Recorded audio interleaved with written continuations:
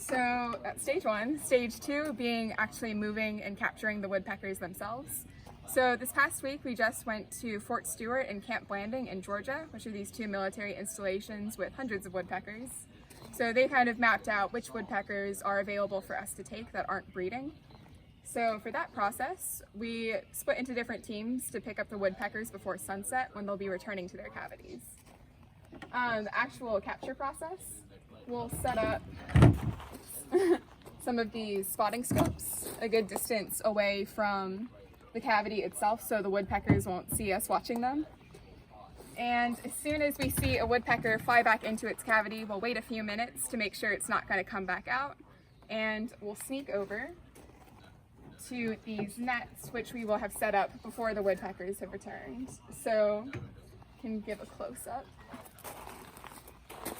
So basically we'll take these long nets and set them on these extendable poles up here. So inserting the net, we can lift it up to where the cavity is and kind of line it up with the entrance and leave it near the tree for when the woodpecker returns.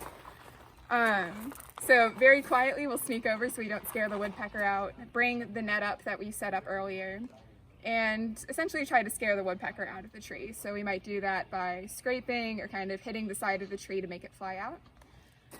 It'll fly down to the bottom of this net here, and from the ground we'll pull this long cord that shuts the entrance so the woodpecker can't fly back out, and then we can bring the net down from there.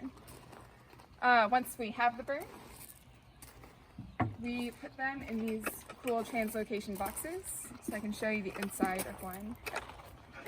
This is the information we'll be writing at the top. So we'll be saying what cluster it came from, is the bird male or female, the band combination and colors we use, that's how we identify the woodpeckers. Was the tree cavity, did it have a natural insert that the woodpeckers put the nest in themselves, or was it one of our nest boxes? Was it a longleaf or slash pine? And what time did we get it?